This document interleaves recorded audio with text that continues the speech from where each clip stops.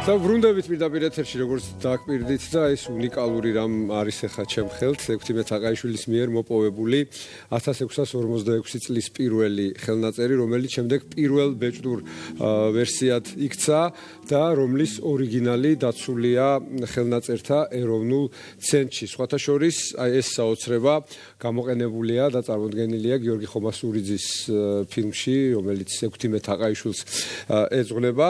დღეს ნიკოლოზ ხომასურიძე მამაპატიეთ, ნიკოლოზ ხომასურიძეა დღეს ჩვენი სტუმარი და მასთან ერთად გამომცემლობა მინიატურას დირექტორი ქალბატონი ქეთევან ლაზარაშვილი. დილამშვიდობის, მოგესალმებით, დიდი მადლობა რომ გვეწვიეთ. მოკლედ ცოტა დამაბნია ამ უნიკალურმა ბეჭდვითმა ვერსიამ. მოგვიყევით, რასთან გვაქვს საქმე და როგორ არის ეს გამოყენებული თქვენ ფილმში? გამარჯობა, დიდი მადლობა მოწვევისთვის და ეს არის ძალზედ გამორჩეული პირველი ვეფხისტყაოსნის ხელნაწერი, რომელიც ექვთიმემ მოიპოვა თავისით, ასე ვთქვათ, კორინთელების ოჯახისგან, მიაკვლია, ექვთიმე იძიებდა რაც შეიძლება რომ უძველეს ვეფხისტყაოსნის ხელნაწერი მოეპოვებინა და მიაკვლია და შემდეგ წერა-კითხვის გამოცდილებელ საზოგადოებასთან ერთად შეიძინეს და ძალიან მინდოდა რომ ეს ვეფხისტყაოსანი გაცოცხლებულიყო ჩვენთან. მისი ბეჭდვითი ვერსია არ არსებობს, ეს დღესდღეობით ერთადერთია და როდესაც ვისაუბრეთ ქეთისთან ერთად, თუ ქეთი გამოთქვა სურვილი რომ რა შეიძლება რომ ჩვენის მხრიდან, ამ გამომცემლობის მინიატურის მხრიდან გაკეთებულიყო ექვთიმეს ფილმის პროექტისთვის, ეს როგორც სახალხო პროექტია და ყველა ცდილობს რაღაც თავისი წვლილი შეიტანოს და მე ვუთხარი რომ ძალიან მაგარი იქნება თუ შევძლებთ და აი იმ პირველ ვერსიას დაუბეჭდავთ, რომ პირველ ხელნაწერს, რომელიც ექვთიმემ მოიპოვა და მინდოდა აუცილებლად ფილმში ყოფილიყო როგორც არა ბუტაფორიის სახით, მხოლოდ რეკვიზიტი, არამედ აი სრულად ისეთი სახით, როგორიც დღესდღეობით ხელნაწერთა ეროვნულ ცენტრში ინახება და სწრაფად უნდა გაკეთებულიყო თან და დიდი მადლობა მინდა გადაუხადო ქეთის ხელნაწერთა ეროვნულ ცენტრს, ბატონ ზაზაბაშიძეს, რომ ესეთი საშუალება მოგვეცა, რომ ფილმში უკვე გამოყენებულიყო, გადავიღეთ უკვე რამდენიმე სცენა და ეს ბოლო გადაღებების გვაქვს დარჩენილი უკვე ამ ფილმზე და იქაც რამდენიმე სცენაში ხდება ეს ვეფხისტყაოსანი. საამაყო და ჩემთვის ძალზე დიდი პატივია, რომ ერთადერთი ხელნაწერი არსებობს ხელნაწერთა ეროვნულ ცენტრში და ერთადერთი ბეჭდური ვერსია საერთოდ ამ ვეფხისტყაოსნის და ის დღეს თქვენ გიჭიროთ. მამუკა თავაქალაშვილის მიერ 1646 წელს გადაწერილი ვეფხისტყაოსანი, რომელშიც 39 მინიატურაა წარმოდგენილი. და ვიცით, რომ მას ძალიან ეტყობა ქართული ხალხური ხელოვნების გავლენა და გარდა ამისა წარმოდგენილია თავად პოემის ავტორის რუსთაველის და ასევე საკუთარი სურათიც, ხო? ქეთი დეტალებზე რომ თავად ისაუბროთ უკვე. რასთან გვაქვს საქმე? მოგესალმებით, დიდი მადლობა მოწვევისთვის. და დიდი მადლობა ნიკას, რომ ნიკას საშუალებით მომეცა ძალიან დიდი საქმის გაკეთების საშუალება. იმიტომ რომ ალბათ ყველა გამომცემლისთვის საოცნებოა ვეფხისტყაოსნის გამოცემას. აბსოლუტურად სხვა დამოკიდებულება აქვს ჩემს გამომცემლობას და პირადად მე ზოგადად ვეფხისტყაოსნის მიმართ და მით უმეტეს მოიპოვო პირველი ხელნაწერი, ეს ყველაფერი აბსოლუტურად დასაცავია იმ მიმართულებით და იმ მხრივ რომ ერთი ცალი გვერდის ფასი საკმაოდ ძვირია და ამას ვერც ერთი გამომცემელი ყოველ შემთხვევაში საქართველოში ვერანაირად ვერ შეწყვეტებოდა რომ 15000 ლარზე მეტი გადაეხადა მხოლოდ ციფრულ ვერსიაში. ამისთვის ძალიან დიდი მადლობა ბატონ ზაზაბაშიძეს, ბატონ ვახტანგ კვანტალიანს, ქალბატონ ესმამანიას, სველს, რომელმაც საოცარი ექსკურსი ჩაგვიტარა და ეს არ იყო მხოლოდ ხელნაწერის ნახვა, ეს ადამიანი არის გამოხატულება იმის თუ როგორი უნდა იყოს მცველი თვითონ ეს სიტყვა, როგორ შეიძლება გაიგოს ადამიანმა. რაც შეეხება ხელნაწერს, ეს არის პირველი და ძალიან მნიშვნელოვანი ხელნაწერი. თავაქარაშვილის საერთოდ იყო ძალიან მაღალი დონის კალიგრაფისტი და როგორც სხვადასხვა წყაროებშია ცნობილი, ძალიან სწრაფად გააკეთა ეს ყველაფერი.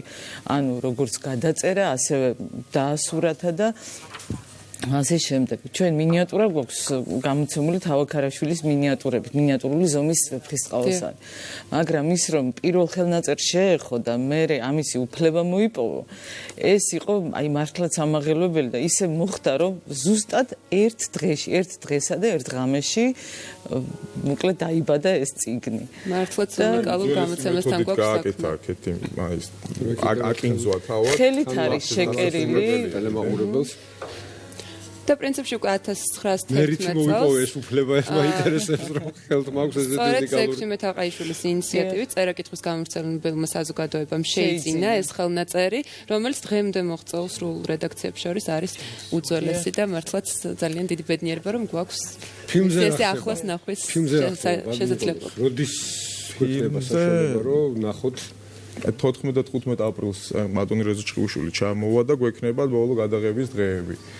აეროპორტში შეთანხმებული ვართ და ჩამოვა პირობითად ისევ ის განძი და აპრილში ჩამოვიდა 1945 წელს და ძალიან მინდოდა რომ აი ეს აპრილის შუა პერიოდი დაგვემთხვია და ესე გამოვიდა ძალიან კარგად და 15 აპრილს დავამთავრეთ გადაღების 4 დღეღა გვაქვს დარჩენილი პარიზი და ლევილიც მოვიარეთ შემდგომ აქ ქონდა ამდენი 5 დღიანი დიდი გადაღებები ახლა შესვენება გვაქვს და ვემზადებით ბოლო გადაღებებისთვის და მინდა რომ მაისის ბოლოს სავარაუდოდ 26 მაისს დამოუკიდებლობის დღეზე სიმბოლურად გავუკეთოთ დახურული ჩვენება პრემიერა.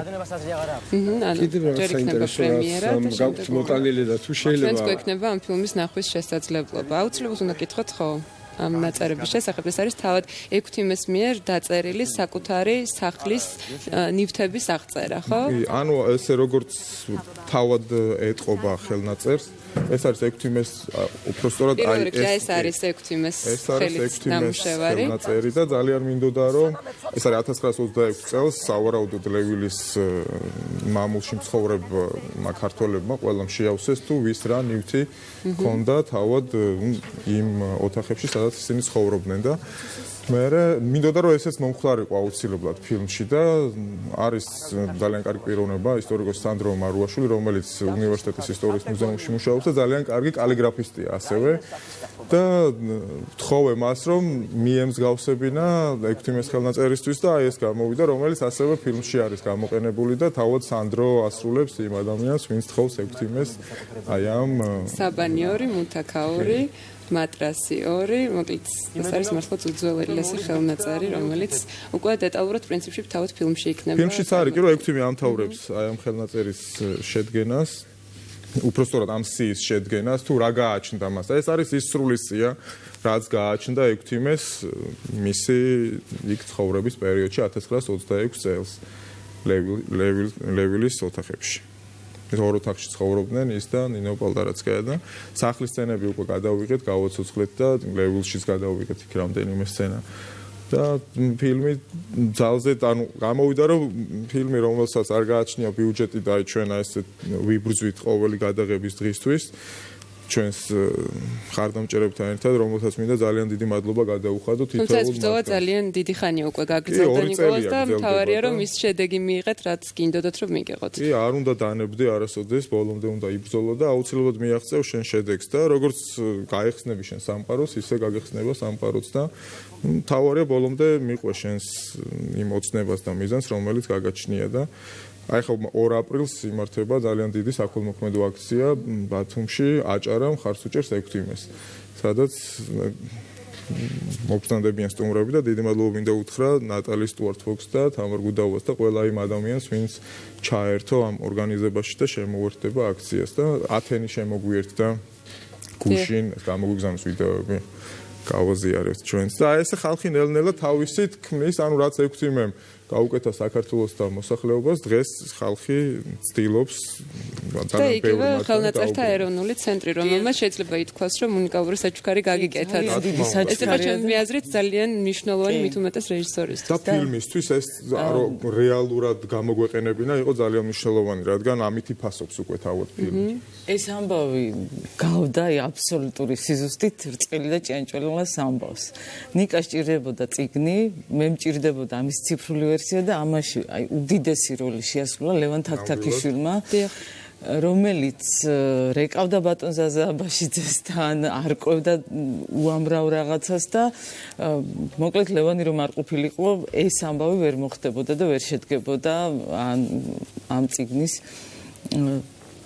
ხელნაწერის მოპოვება და სასიკეთო საქმე გაკეთდა, შეიძლება ითქვას ორივე მხარისთვის. დიახ, და ანუ ლევანმა მიაღწია იმას, რომ ჩვენ რო ეს ყველაფერი გამართლებული ყოფილიყო და ეს ფინანსები დაგვეზოგა, რომელსაც ვერასოდეს ვერ გადავიხდი დაზოგვაზე ლაპარაკი ზედმეტია, მოიპოვა ლევანმა უფლება ჩვენთვის, რომ ჩვენ გამოვცეთ 10 ეგზემპლარი და რა თქმა უნდა, ამ 10 ეგზემპლარიდან თუ რა თქმა უნდა გაიყიდა კოლექციონერებზე აქ საუბარი, იმითიც აუცილებლად შევეწევით ექვთიმეს ფილმს და ეს ყველაფერი ეს რწყილი და ჭიანჭველას ამბავი საბოლოო ჯამში გამოვიდა ის რომ ჭირდება ექვთიმეს ფილმს და ზოგადად ჩვენ ყველას გვჭირდება. მოკლედ ვართ უკვე ექვთიმეს ფილმის მოლოდინში. კი, ძალიან წარმატებები დიდ მინდა წარმატებას გისურვოთ. ამ ფილმს აუცილებლად ძალიან მალე ვიხილავთ დიდ ეკრანებზე და იმედი მაქვს რომ გამოხმაურებაც იქნება შესაბამისი იმ შრომის რაც გაწიეთ ამ ფილმისთვის. რა თქმა უნდა, ყველამ ერთად გავწიეთ, ეს არის ექვთიმეს დროშა, რითიც ყველგან გავდივართ. ეს არის 2 წელია ესე დაუღალავად და არ დახრილა ეს დროშა რა. მიდის ბოლომდე მყინვარწვერზეც ვავიტანეთ და მინდა რომ այդ ფილმის ბოლომდე 15 აპრილს თან აღდგომა არის 16-ში და ესე მოგვიწია რომ აეროპორტში შევხვდებით აღდგომას ფილმის ბოლო გადაღების დღეს. ექვთიმეს ბოლო სცენები იქნება ფილმში და ძალზედ ბედნიერები ვართ ამ მხრივ რომ ეს მისია რაც ექვთიმეს წინაშე ჩვენ ჩავიფიქრეთ, აი უახლოეს მომავალში უკვე შესრულდება. ერთი სული მოგვწევს. ძალიან დიდი მადლობა. ქეთევან ლაზარაშვილი და ნიკოლოზ ხომასურიძე იყვნენ ჩვენი სტუმრები და ამ უნიკალურ ხელნაწერზე და რა თქმა უნდა იმ ფილმზე საუბრობდით, რომელსაც ასე ველით ყველა. დიდი მადლობა. დიდი მადლობა. ჩვენ კი განვაგრძოთ იმედის დილა. თბილისში კოლუმბიის დღეები ჩატარდება ხვალიდან 31 მარტის ჩათვლით ეროვნულ მუზეუმში გამოფენა და კინოფესტივალი